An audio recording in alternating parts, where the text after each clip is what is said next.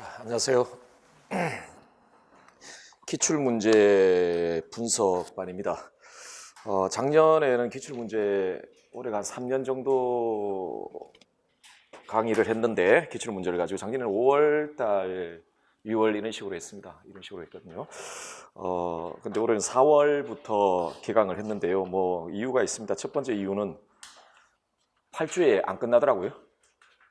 그러니까 7월 달에 문제풀이를 해야 되는데 4월 달에 5월, 6월 달에 하니까 7월 달 개강에 문제가 생겨요. 그건 개인적인 이유고, 그리고 기출문제를 조금 일찍 보고 싶어 하는 욕구들이 있는 것 같아서 그래서 조금 한 달 정도 먼저 당겼습니다. 자, 기출문제를 봐야 되는 이유들은 몇 가지가 있습니다. 첫 번째는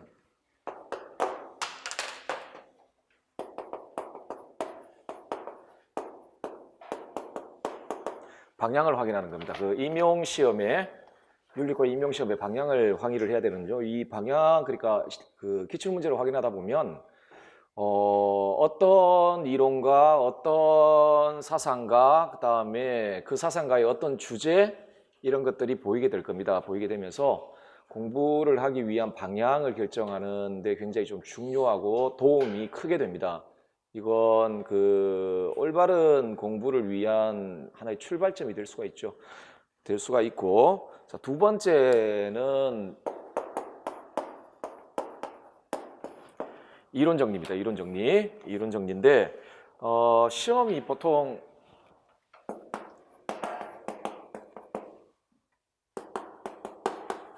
이렇게 문제가 주어지고 제시문이 있고, 지금 서답형 시험이니까 바로 이렇게 풀어야 되는 거고, 예전에 객관식 시험 같은 경우 여기 선지가 있잖아요. 선지가 있는데 여기에 개념하고 특정 이론이 제시문에도 등장을 합니다.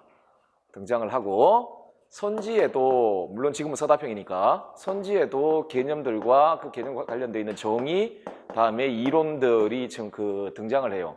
어떤 의미에서 이게 문제로 출제된 것이기 때문에 여기에 등장하는 개념들과 그 개념에 대한 정의, 다음에 이론들이 어떤 의미에서 가장 정확하다고 볼 수가 있어요. 하기 때문에 그 문제를 풀면서 그 문제에 포함되어 있는 개념들이나 그 개념에 대한 정의나 다음에 이론들, 자, 그걸 문제를 통해 우리가 좀 정리를 해볼 수가 있겠다라는 생각을 합니다. 그런 의미에서 기출 문제를 좀 봐야 될 필요가 있겠고, 세 번째는 굉장히 실용적인 그 이유인데요. 작년인가? 작년 시험에, 통일교육론 시험에 통일교육론 시험에 이게 정답인 문제가 출제가 되었습니다. 그런데 2년 전인가? 2년 전인가? 똑같이 거의 똑같은 문제입니다. 똑같은 문제가 출제된 적이 있습니다. 지금 지금 요 책이 아마 16년 동안의 기출 문제를 모아놨는데 사실상 나올 게 거의 다 나와 있습니다. 나올 문제가 물론 뭐 조금씩 빠진 것도 있긴 하겠으나 거의 나올 이론들, 나올 주제들, 나올 만한 개념들이 거의 다 언급이 되고 있어요.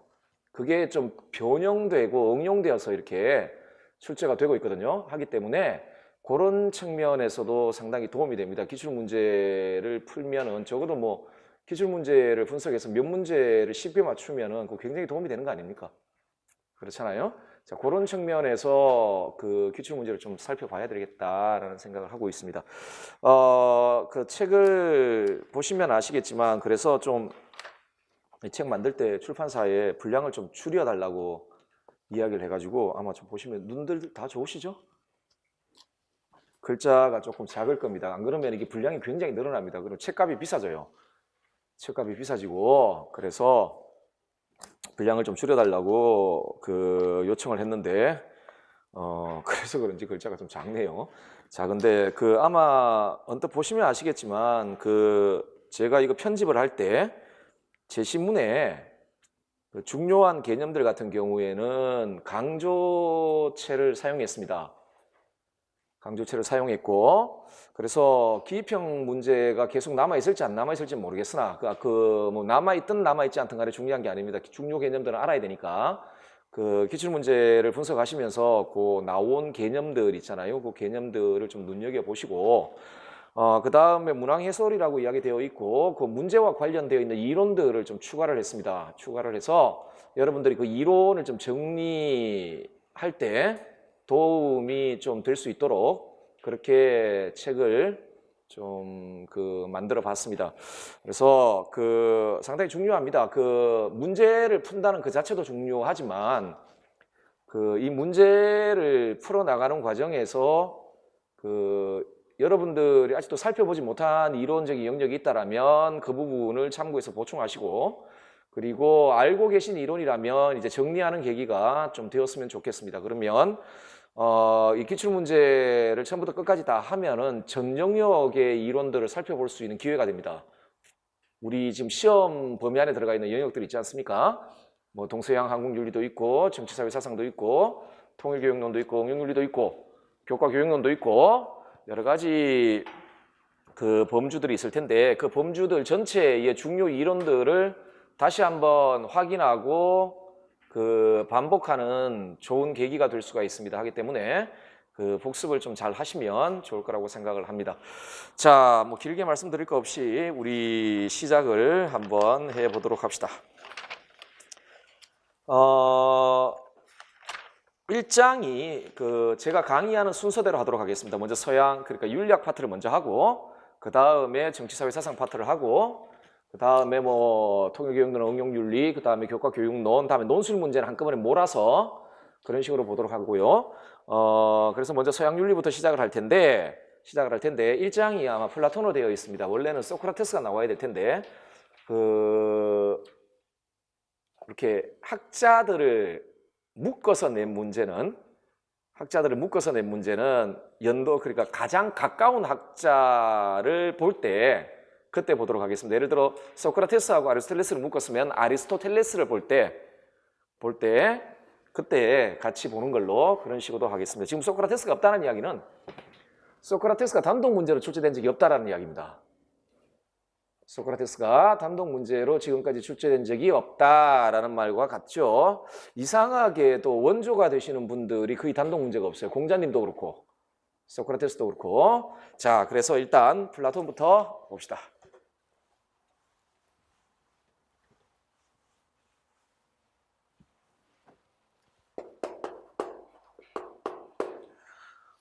이 책은 16년간이라고 이야기를 했는데 제가 예전에 중학교에서 고등학교 올라갈 때 연합고사라는 게 있었는데 지금도 있는지 모르겠는데 연합고사를 볼 때 바이블과 같은 책이 있었습니다. 기출문제집이었습니다. 그거는 기출문제집이었는데 막말로 그거 달달달달 외우면 만점 맞을 수 있습니다. 연합고사. 그 정도로 중요한 책이었는데 제가 시험 볼 때가 아마 14년간이었을 겁니다. 14년간 고등학교 연합고사 기출문제집 뭐 이렇게 되어 있어요. 그 생각이 나서 그냥 제목을 16년간으로 했는데 이때 16년간이라고 하면 2002년부터 있죠. 그래서 시험 제도가 한번 바뀌었던 게 아마 2009학년도 대비 이런 식으로 바뀌었을 겁니다. 이때부터 1차 객관식, 2차 논술 이렇게 되었다가 몇 년부터죠? 우리 지금 현행 시험 그때부터는 이제 1차 서술형, 서논술이죠. 기입, 서술, 뭐 논술 이런 식으로 지금 바뀌어 왔죠. 그래서 요 기간에 나와 있는 문제들을 좀 볼 텐데 그런데 한 가지 말씀드리자면 여기서부터 여기까지는 모든 문제를 볼 겁니다. 모든 문제를 볼 거거든요. 근데 여기서부터가 2007년 개정 교육과정이 반영되어 있어요. 2007년 개정 교육과정에서 현재의 교육과정이 반영되어 있는데 여러분 잘 아시겠지만 현재의 교육과정은 이 2007년 개정 교육과정을 기본적인 토대로 하고 변형되어 왔습니다. 조금씩. 그리고 내용 요소 측면에서 우리 교과의 내용 요소 측면에서 크게 바뀐 게 없어요. 2007년 개정 교육과정 여기서부터. 그런데 요 이전 교육과정이 반영되어 있잖아요. 그래서 현재 교육과정의 그 내용 요소와 맞지 않는 문제들이 있어요. 맞지 않은 문제들이 있어요. 그런 문제들은 과감하게 제했습니다. 별로 예전에 막 중국 사회주의의 특징 써라 뭐 이런 식의 문제들이 있어요. 절대 안 나옵니다. 그 중국 특유 사회주의 뭐 이런 거 정치사회사 파트에 그런 식으로 문제를 냈거든요. 그리고 예전 서술형 시험은 좀 뭔가 좀 이상해요. 이상하고 뭐라 그럴까요? 어떤 문제들 같은 경우에는 그냥 출제 교수가 자기 연구한 건 내고 그런 느낌이 드는 문제들이 있어요. 그리고 왜 윤리과에서 출제를 냈는지 이해가 안 되는 문제들 있는데 적어도 요 때부터 시작해서 지금 서술형 문제들은 그런 형태의 문제가 없습니다. 상당히 그 윤리과에 적합한 문제들이 출제가 되고 있어요. 되고 있기 때문에 여기서부터 요 앞까지 그렇게 2009학년도 대비라고 되어 있는 요 앞까지 문제는 제가 봐서 현 교육 과정에 비추어 보았을 때 의미가 없다라고 생각하는 문제는 빼버렸습니다. 뭐 그런 것까지 할 이유가 없다.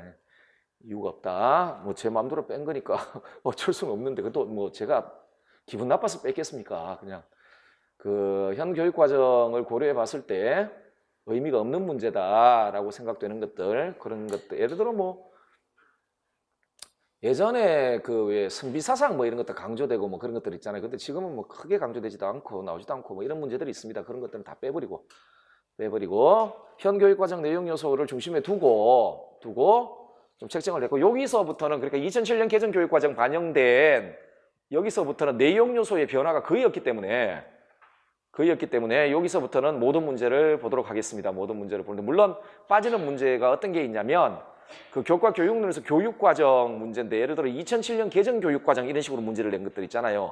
이런 것들은 현재에는 별로 의미가 없어요. 현재는 별로 의미가 없기 때문에 뭐 그런 거 정도 한 몇 문제 뭐 빼버리고 나머지는 거의 다 살펴보도록 하겠습니다. 자, 그리고 여기서 제가 문제가 조금 이때 서술형 문제가 문제 자체가 굉장히 모호하고 그런 문제들이 많습니다.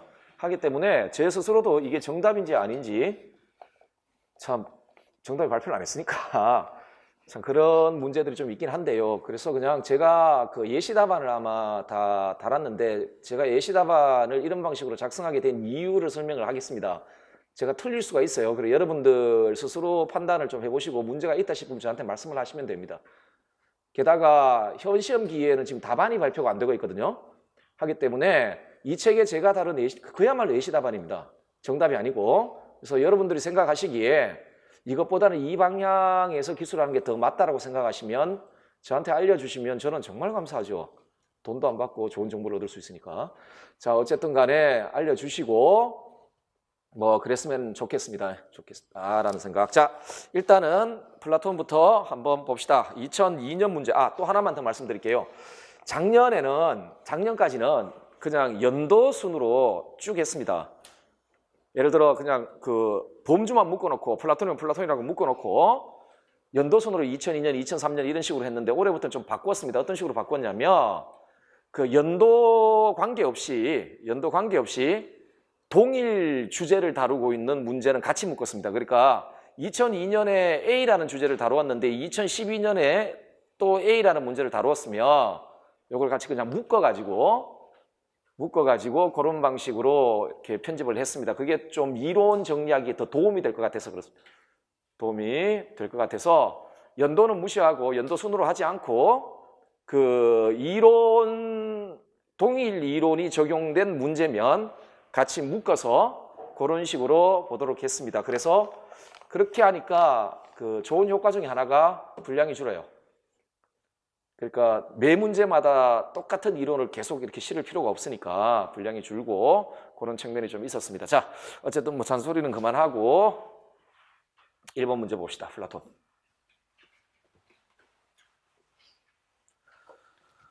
자, 다음 글을 읽고 물음에 답하시오라고 되어 있습니다. 서양 윤리 사상은 인간의 본성을 이성에 의한 사유활동과 감각적이고 육체적인 본능이나 욕구를 충족시켜 나가는 활동에 근거하여 설명한다. 누구 마음대로 이런 식으로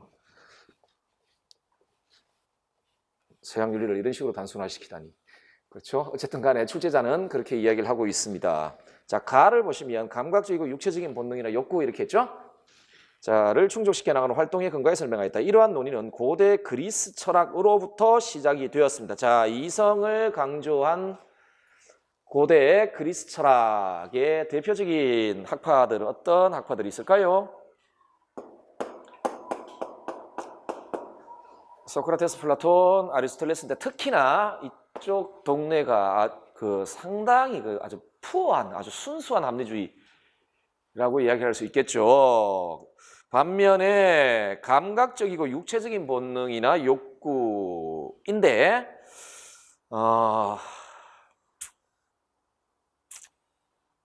감각적이고 육체적인 본능이나 욕구를 충족시켜 나가는 활동이거든요. 이거는 좀 엄격하게 이야기해서 키네네밖에 없습니다.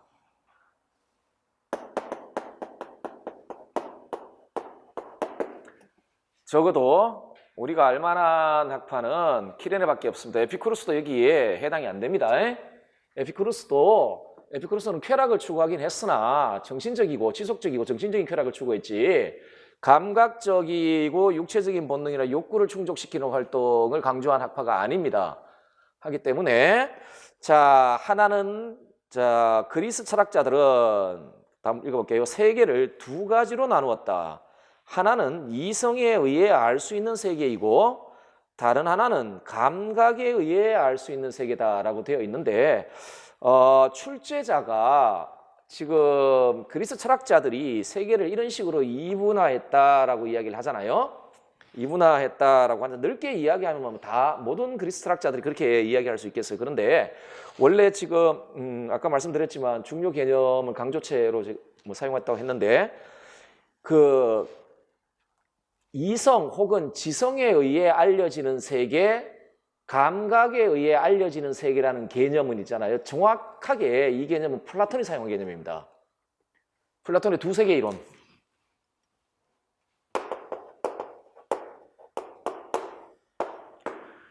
그렇죠? 정확히 플라톤이 사용한 개념입니다. 물론 뭐 스토아나 이런 사람들도 감각적 현상 세계들이나 아니면 뭐 이런 세계를 상정하거나 뭐 그럴 수도 있겠죠. 그런데 이 개념을 사용해서 세계를 설명한 정확하게 이 두 개념을 사용해서 세계를 설명한 사람은 플라톤입니다. 플라톤인데 자 그리고 행복한 삶은 인간의 이성 활동에 의해 감각적 충동이나 정념을 억제하고 선과 덕을 실천할 때 이루어진다라고 이야기했는데 이 문장을 좀 엄격하게 보시면 자 행복의 실현 방법을 지금 서술하고 있는데 이성에 의해 감각적 충동이나 정념 등을 억제하고라고 되어 있죠. 근데 엄밀하게 따지면 자, 이성 중심주의자들 소크라테스도 있고 플라톤도 있고 아리스토텔레스도 있고 또 누가 있습니까? 우리 고대 철학에. 헬레니즘에 에피쿠로스와 스토아가 있겠는데 지금 행복에 대한 이 이야기를 하는 거 보니까 일단 에피쿠로스는 빼고 스토아를 이야기를 할 수 있겠는데 문장을 정확히 그러니까 엄밀하게 읽으면 스토아도 빠져야 됩니다. 왜냐하면 왜 그렇죠? 왜 그렇게 되어 있죠? 이 단어 때문에 그렇습니다. 만약에 이 문장 안에 만약 스토아면은 정확히 스토아의 주장을 담고자 한다면 요 용어를 쓰는 게 아니라 이 용어를 써야 됩니다. 이 용어를 아리스토텔레스하고 왜 스토아 학파 그러니까 소요 학파와 스토아 학파의 차이점은 뭐냐면 아리스토텔레스는 이성에 의해 욕구하는 부분을 지도해야 된다고 생각했고 스토아는 정념 자체를 제거해야 된다고 생각한 사람들입니다. 그렇죠? 자, 어쨌든 간에 이렇게 되어 있습니다. 자, 1-1 보겠습니다. 가의 근거한 인간관을 받아들일 때 나타날 수 있는 문제점 두 가지를 써보라 라고 되어 있는데요. 감각적이고 육체적인 본능이나 욕구를 추구하는 성격, 이게 인간의 본성이다. 감각적 쾌락을 추구하는 그 측면이 인간의 본성을 설명하는 측면이다라는 인간관을 받아들이게 되면 어떤 문제점이 나타날까? 우리는 윤리과이기 때문에 어떤 윤리적인 문제점이 나타날까를 중심으로 해서 한번 해봤습니다. 이건 관련 이론 상관없이 감각주의적 윤리설이 가지고 있는 문제점이 문제점이 어떤 것인가를 지금 묻고 있거든요. 이건 그냥 예시 답안 자체를 봅시다. 첫째, 자신의 욕구 충족을 최상으로 여기는 이기주의가 도덕적으로 정당화된다. 자, 이거 개인적 쾌락주의이고 그 쾌락은 또 감각적 쾌락이에요. 자기 자신의 감각적, 육체적인 쾌락을, 욕구 충족을 최상의 가치로 여기게 되게 되겠죠. 이렇게 되면 이기주의 발생 가능성이 생겨납니다. 이기주의 발생 가능성이 생겨나고, 둘째, 개인의 가변적 욕구 충족 여부를 가치 판단의 근원으로 보는 상대주의가 발생하게 됩니다. 그렇죠? 육체적이고 감각적인 쾌락을 최상의 가치로 여긴다는 이야기는 그게 모든 가치 판단의 최상의 기준이 된다는 이야기일 텐데, 이때 감각적이고 육체적인 욕망, 그 욕망의 충족으로부터 오는 쾌락은 어떻습니까, 여러분? 나의 쾌락이잖아요? 이건 주관적이고 상대적일 수밖에 없습니다. 그렇죠? 자, 상대주의를 만연케 하여 사회 공통의 도덕적 가치 체계를 붕괴시킴으로써 사회에 도덕적 혼란을 야기한다. 이 정도가 될 거라고 생각을 합니다. 이 정도 알아두시고, 소위 그 감각적이고 육체적인 쾌락을 추구하는 개인적 쾌락주의자들, 에피쿠로스는 아니고, 그런 윤리적 태도가 가지고 있는 문제점이에요. 문제점 크게 두 가지를 하겠습니다. 자, 1-2번 한번 보겠습니다. 나의 경우 도덕적 가치의 성격을 어떻게 규정할 수 있는지 서술하시오라고 되어 있는데, 출제자가 어떤 의도로 이걸, 그 문제 자체가 굉장히, 그러니까 제시문 자체가 조금 모호해서 그냥 저는 이 문제를 플라톤 문제로 해석해 버렸습니다. 그냥 그렇게 해석해 버리고, 왜냐하면 그 근거는 앞에 그 세계관 나와 있고요. 나와 있고, 다음에 행복에 대한 관점이 플라톤의 관점을 지금 수용하고 있다라고 보여지기 때문에 그렇습니다. 그래서 플라톤 문제로 좀 보고요. 자, 여러분들 플라톤의 행복한 상태는 어떤 상태입니까?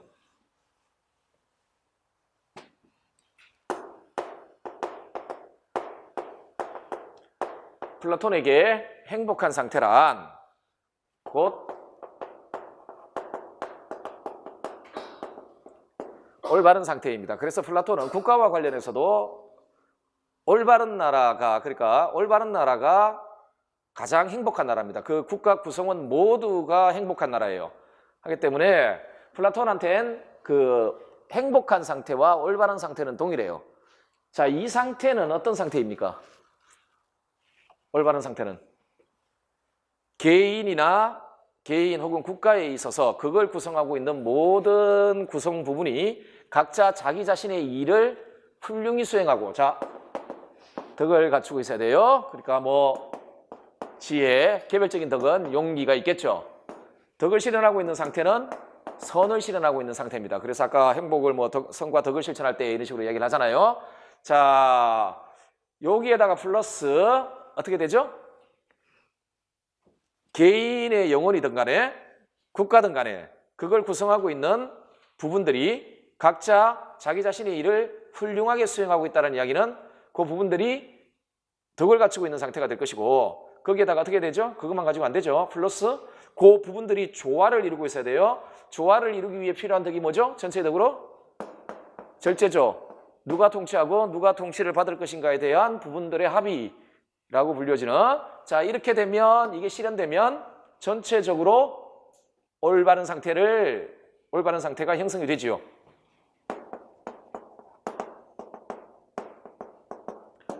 자, 이 상태가 곧 개인이든 국가이든 간에 행복한 상태다. 그래서 밑줄 친 나를 플라톤의 행복관으로 해석을 했습니다. 앞에 그 플라톤의 세계관이 나와 있다라고. 근데 그런 의도로 냈는지는 모르겠으나 그 중요하지 않습니다. 어쨌든 간에.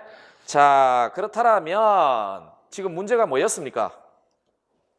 나의 경우 도덕적 가치를 어떻게 규정할 수 있을지, 규정하고 있는지 서술하시오라고 되어 있죠. 이런 행복관을 가지고 있는 사람이 도덕적 가치를 어떤 방식으로 규정하는지 한번 써보라는 문제입니다. 자, 그 도덕적 가치에 대한 대표적인 건 뭘까요? 도덕적 가치, 가장 중요한 가치로 여기, 적어도 고대 그리스 서양인들은 도덕적 가치들 중에 가장 중요한 가치는 선이었습니다. 옳음도 있고 정의도 있고 하겠지만, 자, 선이죠. 자, 선이거든요. 요 가치가 어떤 성격을 가지냐의 문제입니다. 지금 플라톤에게 있어서 이 선이라는 게 도덕적 가치, 좀 구체적으로 해서 선이라는 도덕적 가치가 어떤 성격을 가지느냐입니다. 자, 이게 어떤 성격을 가지는지를 확인하기 위해서는 이 근원을 살펴봐야 됩니다. 이거 플라톤한테. 자, 이 근원이 어디에 있습니까?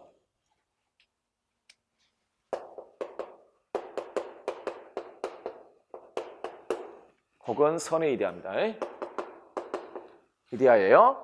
자, 하기 때문에 이게 근원이에요. 이게 근원이에요. 궁극적 근원이에요. 하기 때문에 이데아가 가지고 있는 성격을 도덕적 가치가 다 가집니다. 이데아가 가지고 있는 성격을 도덕적 가치가 다 가진다는 이야기예요. 그래서 저는 이 문제를 플라톤의 근본적인 존재론, 그 중에서 이데아론, 그리고 거기에서 발생하는 도덕적 가치에 대한 관점의 문제로 보고 관련 이론과 관련해서 이데아론을 좀 살펴보도록 합시다. 이데아의 성격, 플라톤의 이데아의 성격. 첫째, 시공간의 제약을 받지 않은 비물질적이고 절대적이며 영원불변하고 보편적인 완전하고 충만한 독립적 실제. 뭐 더 이상 설명드릴 필요 없죠? 그렇죠? 둘째, 현상세계의 존재자들의 원형. 예를 들어 우리 현상세계, 이거 현상세계는 뭐 어떤 세계라고요? 감각에 의해 알려지는 세계란 말이에요. 우리가 감각 경험을 통해 여러 둥근 것들이 있죠. 그 둥근 것들이 둥근 것일 수 있는 이유는 뭐 때문에 그렇습니까? 원의 이데아가 있기 때문에 그런 겁니다. 그러면 현상세계의 둥근 것들은 이 원의 이데아를 본뜬 것들이죠. 하기 때문에 이데아가 존재의 근본이 되는 거죠. 존재의 근본이 된다. 원형으로 경험 대상을 그러한 것으로 있게 하는 존재의 근원이요. 자, 도덕과 정치와 관련해서는 도덕과 정치와 관련한 행위와 통치가 따라야 할 본입니다. 마치 그 주자의 리 같은 성격을 가져요. 이 같은 성격, 소당연지리 같은 그런 성격을 가지죠. 그죠? 자, 도덕적 가치의 전형이요, 원형이요, 본입니다. 따라서 이 문제에 도덕적 가치의 성격을 쓰라고 했잖아요. 이데아가 가지고 있는 성격을 도덕적 가치가 그대로 가지죠. 자, 오직 뭐에 의해서 알려집니까? 이걸 우리가 어떤 방식으로 인식할 수 있습니까? 감각에 의해 인식할 수 있습니까? 닮은 것은 닮은 것끼리입니다. 그렇죠? 정신적인 것이고 절대적이고 영원불변한 것이기 때문에 가변적인 감관에 의해 인식될 수가 없어요. 없고 뭐에 의해서만? 우리의 지성, 우리의 이성에 의해서만 인식될 수 있는 참된 이성 인식의 대상, 이게 이데아가 가지고 있는 성격입니다. 자, 그러면 이 이데아가 가지고 있는 성격이 그대로 도덕적 가치가 가지고 있는 성격이 돼요. 왜냐하면 여기서 보통 이데아가 이것의 원형이기 때문에 그래서 예시 답안을 보시면 첫째, 도덕적 가치는 인식 주관 혹은 그것의 담지자의 상태에 영향을 받지 않은 독립적이고 객관적 실제성을 가지며 보통 이걸 가치 객관주의 뭐 이런 식으로 부르죠. 그렇죠. 뭐 가치와 관련된 객관주의 이렇게 부르는데 시공간을 관통하여 자기 동일성을 유지하는 보편성과 영원불변성을 지닌다. 또한 그것은 어떻게 인식된다고요? 오직 이성에 의해서만 인식되는 성격을 가진다.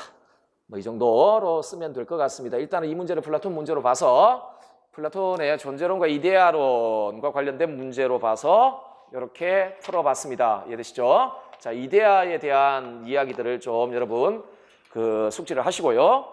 2번 문제 봅시다. 다음은 서양 윤리사상가의 어떤 개념에 대한 설명입니다. 괄호에 해당하는 것을 동굴의 비율을 나타낸 그림에서 모두 고른 것은 이라고 되어 있죠. 봅시다. 예를 들어 아름다운 꽃, 아름다운 그림, 아름다운 조각은 여러 면에서 다르지만 그래도 저마다 아름답죠. 자, 우리 감각에 의해 알려지는 세계에 여러 아름다운 것들이 있습니다. 아름다운 남자도 있고 아름다운 여자도 있고 아름다운 꽃도 있고 아름다운 자동차도 있고 여러 아름다운 것들이 있습니다. 여러 아름다운 것들이 있다. 그런데 이것들은 저마다 아름다운 것들이에요. 아름다운 사물들일지 몰라도 어느 것도 아름다움 자체는 아니다. 무슨 말인지 아시겠습니까? 뭐인 것 자체.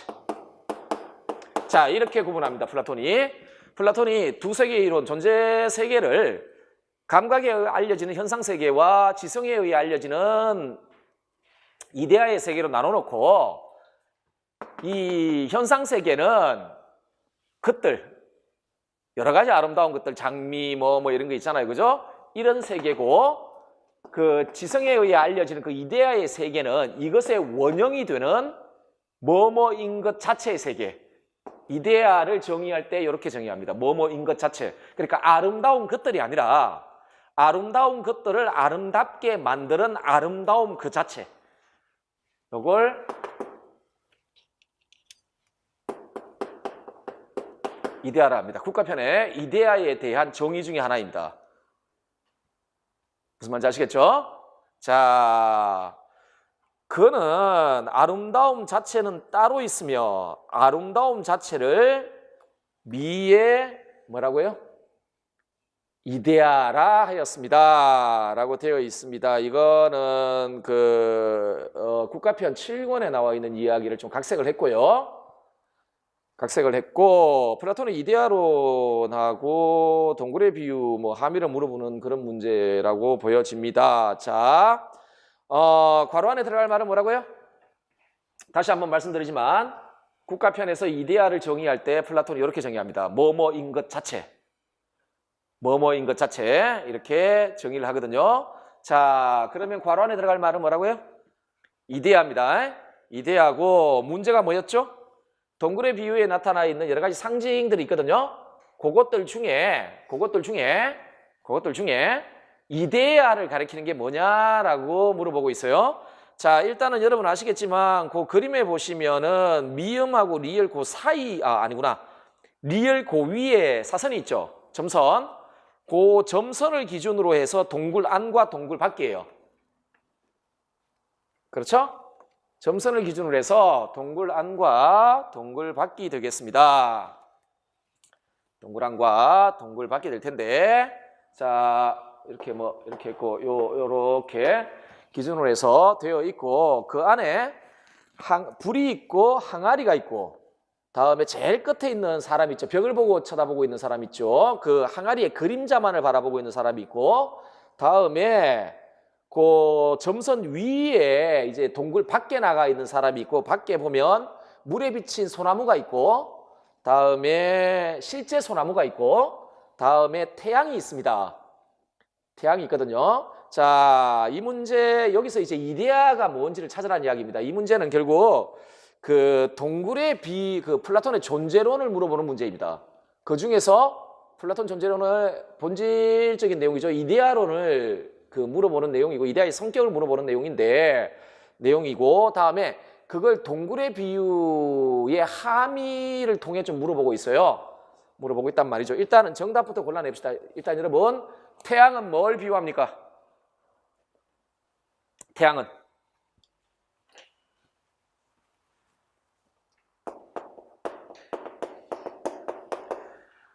이데아의 위계의 최상의 이데아라고 불려지는 조음의 이데아. 이데아. 자, 동굴 밖에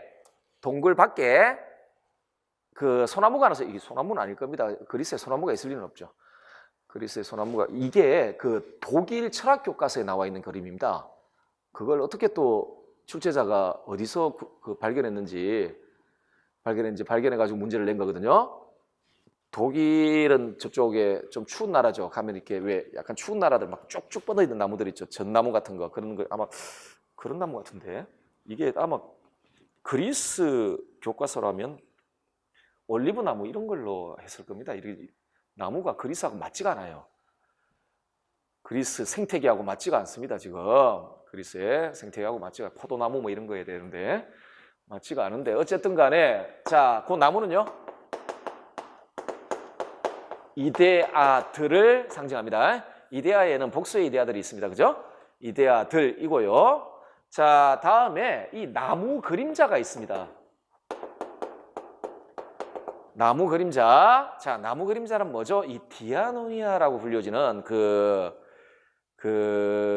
이데아를 원리로 해서 개별적 지식들을 추론해내는 겁니다. 하기 때문에 요것 자체는 이데아는 아닙니다. 이것 자체. 이데아로부터 밑으로 내려가는 겁니다. 이데아로부터. 그래서 예를 들어 그 수학의 대상들 이런 것들 있죠. 자, 이런 것들을 이야기를 하는 겁니다. 이거 자체는 이데아가 아니에요. 이데아가 아니고. 자, 다음에 이제 동굴 안으로 들어가 봅시다. 그 횃불이 있죠. 근데 이 횃불이 뭘 상징하는지에 대해서 국가편에는 그냥 그 이데아의 세계의 태양을 흉내내는 것 이런 식으로밖에는 이야기되어 있지 않습니다. 하기 때문에 일단은요, 동굴 안쪽에 있는 건 이데아는 없어야죠. 이데아는 없고요. 자, 그 다음에 그 실물 있죠. 그 항아리가 있죠. 요건 이제 현상 세계의 실물들입니다. 이런 것들. 이런 것들. 자, 이런 것들을 이야기를 하고, 다음에 그 횃불 때문에 비춰지죠. 그림자. 이거는 이제 그 모상, 허상이죠. 인식과 관련해서는 우리 그 풍문이나 상상의 산물들이에요. 자, 이런 것들이 있습니다. 그래서 뭐 이렇게 되어 있고, 여기서 존재 위계 서열이 결정이 됩니다. 진리에서, 그러니까 존재와 관련해서 가장 열등한 건 뭡니까? 실제성. 가장 열등한 실제성을 가지고 있는 그림자입니다. 거의 실제하지 않는 거죠. 그 다음에 실물이 있고요. 동굴 안에 실물. 그건 아주 불완전한 실제성을 가지고 있고, 이데아부터는 완전한 실제성을 가져요. 그리고 인식과 관련해서는요. 그 그림자에 대한 인식이 상상 뭐 이런 거죠. 그러니까 전혀 진리성을 가지질 않아요. 다음에 요 실물들 있죠. 동굴 안의 실물들. 그것에 대한 반복적 경험을 통해 우리는 신념, 믿음 같은 걸 얻어요. 그래서 여기 실물 있고 실물의 그림자가 있으면 이렇게 존재의 서열이, 자, 소위 실제성의 서열이 있고요. 물론 여기서부터는 완전한 실제입니다. 하지만 존재 세계에서 존재를 존재하게 만드는 이게 최상의 위치에 놓여 있고, 다음에 존재와 관련해서, 인식과 관련해서는 요건 신념 혹은 믿음, 요건 상상이에요. 요걸 대상으로 한 거 상상이고, 자, 요게 이제 추론, 그 디아노이아라고 이야기되는 것. 다음에 여기가 이제 노에시스입니다. 그 지성에 의해 그 지적 직관의 대상들이에요. 이건 진짜 참된 알미예요. 이것에 대한 알미의 에피스테메입니다. 이것에 대한 알미, 우리가 말한 그야말로 철학적 지식이라고 불려지는. 자, 그래서 인식의 서열에 있어서도 이게 가장 열등하죠. 다음에 그래도 이 정도, 그 다음에 이거고, 여기가 최고 인식 단계입니다. 이걸 바라보게 되면 우리는 최상의 인식을 얻게 되는 것이죠. 자, 이렇게 되어 있습니다. 이게 플라톤의 존재론과 인식론이거든요. 자, 여러분 그 관련 이론에 동굴의 비유 내용, 그 국가편의 인용문입니다. 국가편의 동굴의 비유 설명하고 있는 내용인데 반드시 읽어보세요. 반드시 읽어보시면 되겠습니다. 그리고 참고 이해도 그 원래 독일어, 옆에 독일어로 되어 있었는데 그걸 한글로 다시 번역을 했습니다. 보시고 오답을 한번 바꿔볼까요? 디귿은 그 나무 있죠? 나무의 그림자. 나무 그림자는 이데아가 아니고요. 이데아가 아니라 추론적 사고의 대상인 수학적인 것들입니다. 그리고 리얼은 뭐였죠? 그 동굴 안의 횃불이죠. 동굴 안의 횃불은 가시적 세계에 존재하는 이데아 세계의 태양의 모방물 이렇게 부릅니다. 모방물이라 부르고, 다음에 그 실물이었죠. 이건 그냥 가시적 세계, 즉 현상 세계에 존재하는 실물이에요. 이데아가 아니고. 자, 이렇게 되어 있습니다. 그래서 1번, 2번 문제는 플라톤의 존재론과 관련된 문제였습니다. 자, 3번 문제를 보도록 합시다.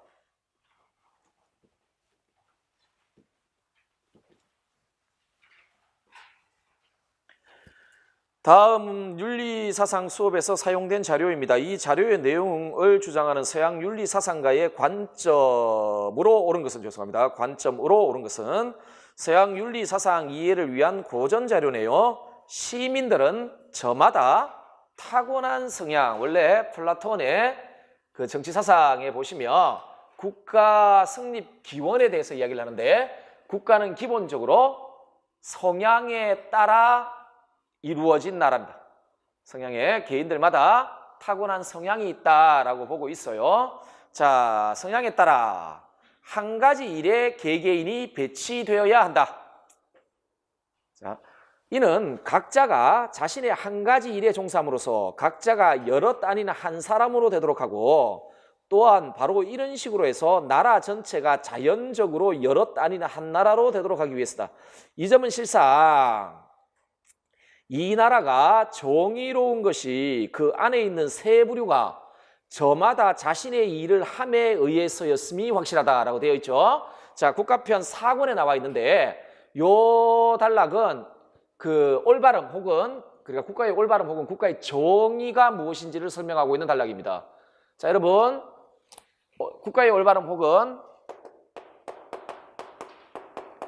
정의가 어떤 식으로 이야기되죠? 플라톤한테는 각자가 각자의 일을 잘하고 각자 자기 자신이 타고난 성향에 따라 그 성향에 걸맞는 자기 자신의 일을 잘하고, 그걸로 끝나면 안 되죠. 어떻게 되죠? 남의 일을 넘보지 않는다라고 이야기를 하죠.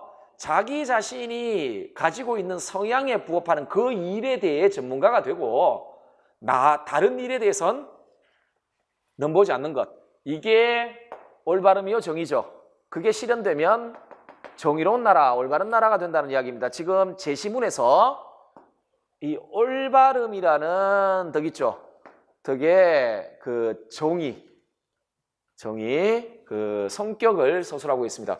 국가편 4권에 나와 있고 플라톤의 등론과 관련되어 있는 이야기입니다. 제시문은 특히 그 중에서도요, 원래 사주독에서 지혜, 용기, 절제, 올바름이 있는데 제시문은 올바름의 덕을 혹은 정의의 덕에 대해 이야기를 하고 있습니다. 자, 관점으로 옳은 것을 고르라라고 했으니까 일단 선택지 한번 다 볼게요. 첫째, 절제를 통치자와 피치자 모두에 관계되는 덕으로 본다. 격정과 기계를 욕구적인 부분과 같은 성질의 것으로 본다. 감정과 욕구를 제거한 이성적 삶을 정의로운 것으로 본다. 모든 시민은 덕의 함량을 통해 천하연치자가 될 수 있다고 본다. 정의를 그 자체로 수구수로 하나 그 결과가 좋은 것으로 본다라고 되어 있습니다. 이 문제를 해결하기 위해서 자, 이 문제 출제자는 여러분들에게 플라톤의 등론을 알고 있는지를 물어보고 있습니다. 덕에 대한 플라톤의 이론, 그리고 그와 관련되어 있는 영혼 3부설을 알고 있는지 물어보는 문제입니다. 따라서 여러분은 이 문제를 해결하기 위해서 플라톤의 영혼 3분설과 플라톤의 등론에 대한, 그러니까 소위 사주덕설 있죠, 를 중심으로 한 그 등론을 알고 있어야만 이 문제를 풀 수 있습니다. 자, 그러면 이론을 한번 봅시다. 자, 플라톤의 영혼 3분설.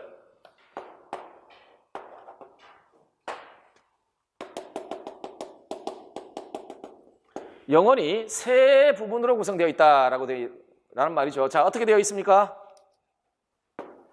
전체 영혼이 있으면 소울이 있죠. 소울이 있으면 자, 이성적인 부분 혹은 헤아리는 부분이라고 불려요. 또 하나는 뭐가 있습니까? 기계적인 부분 혹은 뭐 격정적인 부분 이렇게 불리기도 하고, 또 하나는 뭐가 있습니까? 욕구하는 부분. 이렇게 세 가지로 구성이 되어 있죠. 자, 세 가지로 구성되어 있고, 자, 이건 영혼의 기능에 따른 분류입니다.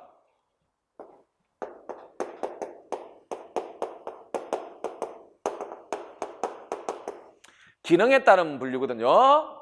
일에 따른 분류라는 이야기예요. 각자 자기 자신의 일이 있다는 거예요. 자, 이성이 하는 일은 뭡니까?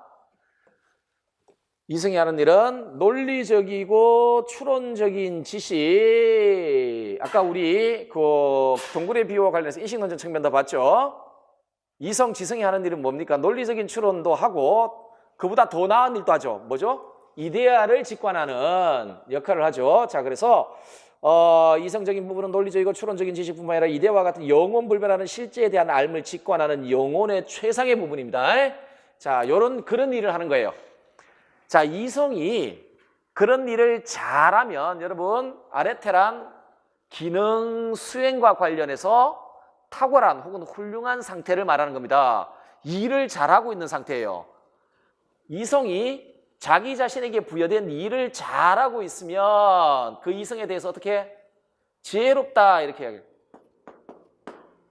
이성이 자기 자신의 방금 보셨던 자기 자신의 일을 잘 하고 있는 상태, 그 상태를 일러 지혜라 부릅니다. 자, 요 부분의 덕이죠. 덕이고 기계적인 부분은 자신이 생각하기에 나쁜 것을 볼 때 의분, 즉 격정을 느끼는 영혼의 부분이에요. 자신이 생각하기에 이것도 타고난 사람들이 있어요. 욱욱하는 사람들이 있단 말이죠. 이거 욕망이 아닙니다, 여러분. 욕망은 감각과 관련되어 있어요. 그러니까 우리 신체 생리적인 기능에서 결여가 나타났을 때 예를 들어 배가 고프다든지 뭐 잠을 자고 싶다든지 남녀가 나이가 들어서 그 다른 성의 존재를 만나고 싶다든지 이런 것들 있죠. 그거와 관련된 게 욕구예요. 기계는 욕구가 아닙니다. 기계는 의분을 느끼는 거예요.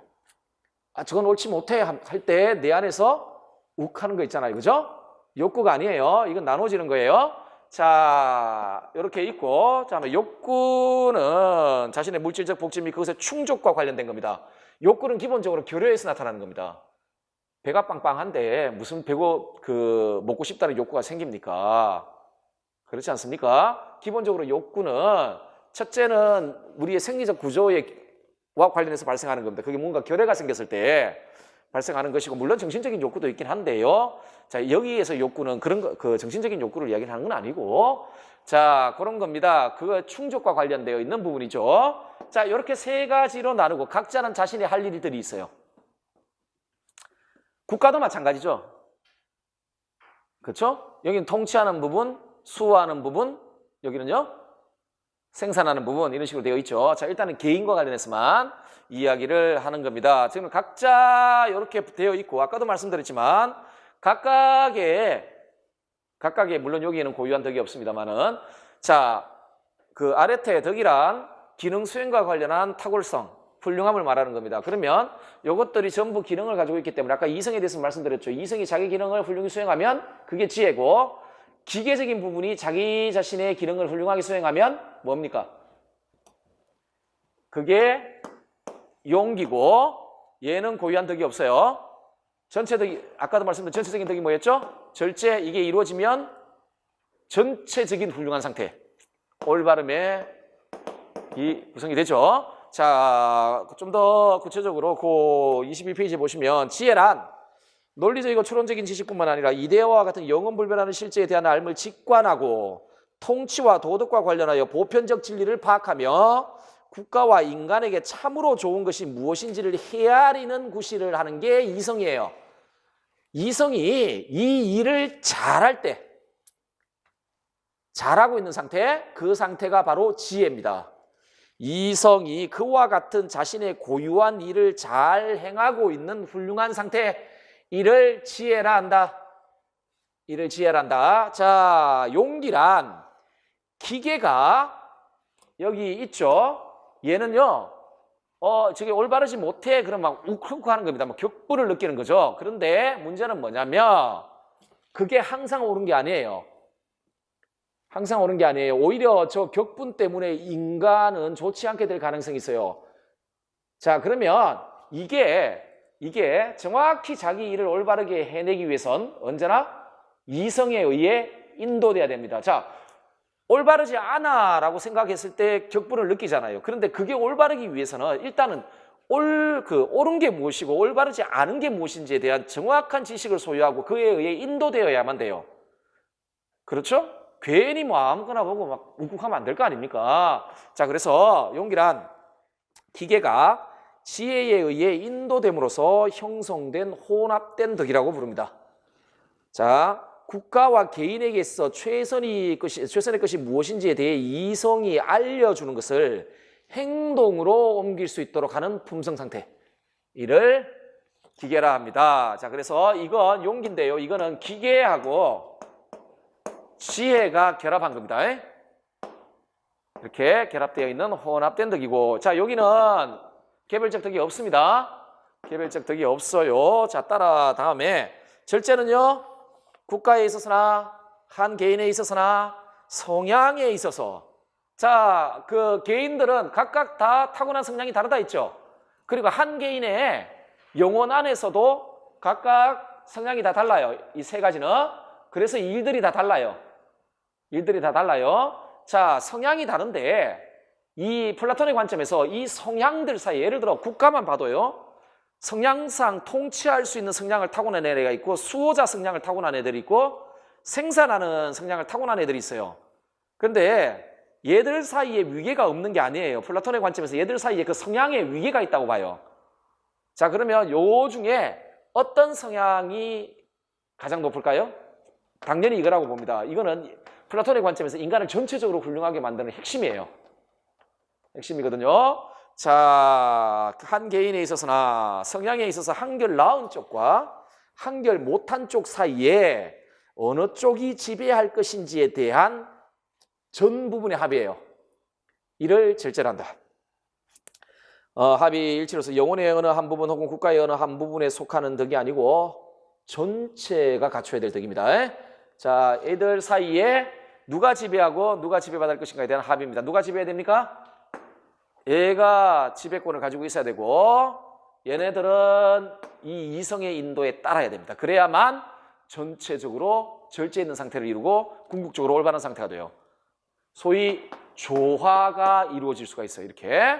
자, 올바름 한번 볼까요? 각자가 각자의 일을 하고 다른 사람의 일을 넘보지 않은 조화로운 질서 상태, 이를 올바름이란다. 이것도 부분의 덕이 아니고 전체의 덕이죠.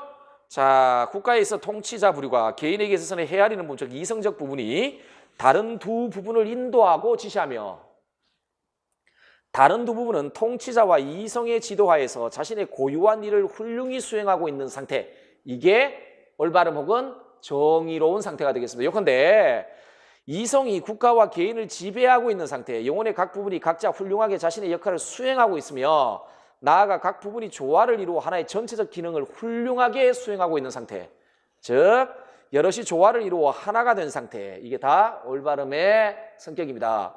이 상태는 이성적인 부분이 다른 두 부분을 인도하고 지시하며 다른 두 부분은 이성의 지도하에서 자신의 고유한 일을 훌륭하게 수행하고 있는 상태.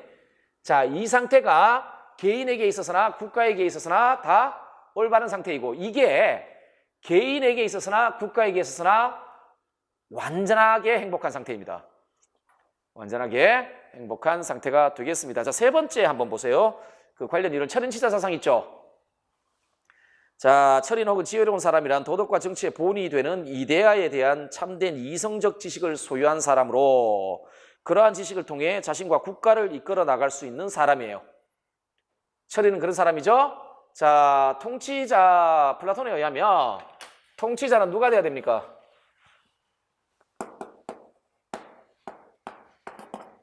통치자는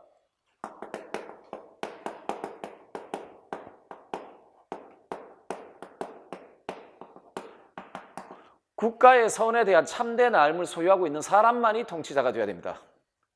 국가의 선에 대한 참된 알을 소유하고 있는 사람만이 통치자가 되어야 됩니다. 자, 이 말은 달리 이야기하면 이 근원이 뭐라 그랬습니까? 궁극적으로 조음의 이데아입니다. 선의 이데아, 조음의 이데아. 자, 그럼 통치자는 어떤 사람이 되어야 되냐면 여기에 대한 알을 소유하고 있는 사람만이 통치자가 되어야 됩니다. 여러분들 국가편에 교육과정 있죠? 교육학 같은 데 하실 때 혹시 플라톤 교육과정 같은 거 공부를 하시나요? 그 처음에 뭐부터 시작합니까? 플라톤. 자, 국가 안의 자유시민은 전부 다 교육을 동일하게 받아요. 처음에 어떻게 받죠? 초등학교 다 입학해야 되다. 예를 들어 입학해서 뭐 배웁니까? 체육하고 시가교육을 받습니다. 그 다음에 올라가면은 뭐 이제 저 수학 교육 같은 거 받아요. 기하. 여러분들 그 동굴의 비유나 인식의 단계와 관련되어 있어요. 인식의 단계. 그 아까 왜 뭐 체육 뭐 이런 거 한 다음에 수학을 왜 기하학을 왜 배우냐면 기하학 단계가 동굴의 비유나 성분의 비유에서 그 나무 그림자 단계예요. 그걸 잘 해야만 이데아에 대한 직관을 할 수 있는 능력이 키워지기 때문에 해요. 근데 뭐 이때쯤 되면 이제 막 뚝뚝 떨어져요. 애들. 탈락하는 애들이 막 생기겠죠. 궁극적으로 최상의 학문의 대상이 뭐라 그랬습니까? 조음의 이데아라 그랬죠. 이 중에 극소수가 이걸 보게 돼요. 나이로 한 50살 정도 됩니다. 나이로 이 정도까지 올라가면, 이 교육과정 밟아 올라가면, 자, 통치자는 뭐 그런 형태의 교육을 밟아가든 뭐든 간에 그 교육과정을 통해 이 선의 이데아에 대한 참된 알을 가지고 있는 사람입니다. 그리고 이런 사람은 소수일 수밖에 없습니다. 그런 성향을 타고난 사람만이 이렇게 될 수가 있어요. 플라톤의 관점에 의하면. 그래서 플라톤의 교육과정은 성향을 확인하는 과정이에요.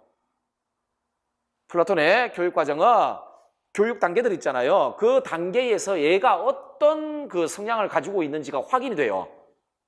확인이 돼요. 그래서 그를 통해 얘는 생산자, 얘는 수호자, 얘는 통치자, 이런 방식으로 분류가 된단 말이에요. 자, 그와 같은 사람은 배움을 사랑하고 진리를 쉽게 배울 수 있는 그런 성향을 타고난 사람이어야 돼요. 여러분, 통치자가 될 수 있습니까? 여기다가 플러스 플라톤은 또 뭐라 그러는 줄 아세요? 키도 커야 되고 잘생겨야 된다고 그럽니다. 게다가 잠이 없어야 된대요. 그 국가에 보면 그 통치자의 자격 조건 나오거든요. 요게 핵심인데, 플러스 키도 크고 잘생기고 잠이 없고 부지런하다는 이야기죠. 그러면서 그 소위 철인의 조건들이 나와요. 자기 이야기 하는 겁니다. 자기 이야기. 근데 그 스승에 대한 배신이죠. 플라톤 진짜 못생겼거든요. 소크라테스. 그 소크라테스 묘사한 거 보면 그 당시에 소크라테스 묘사한 희극 같은 것도 있었습니다. 자그마한 키에 땅달해가지고 머리도 벗겨지고 아주 못생겼어요. 코는 주먹코.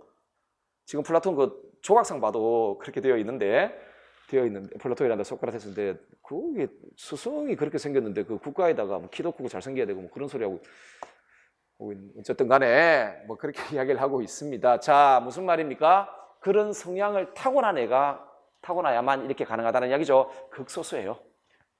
자, 그래서 플라톤에 의하면 소수의 사람만이 그러한 성향을 가지고 태어나고 그것은 양육과 교육을 통해 개발된다.